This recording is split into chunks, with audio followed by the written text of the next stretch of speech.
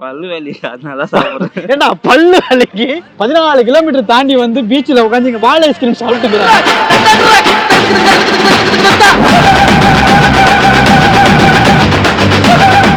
தம்பி வணக்கம்.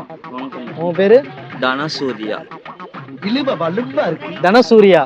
இப்போ நாங்கள் வந்து என்ன ஒரு டீம்ல இருந்து வந்திருக்கோம்னா, காதலியால் கலட்டி விடப்பட்ட சங்கத்துல இருந்து நாங்கள் வந்திருக்கோம்.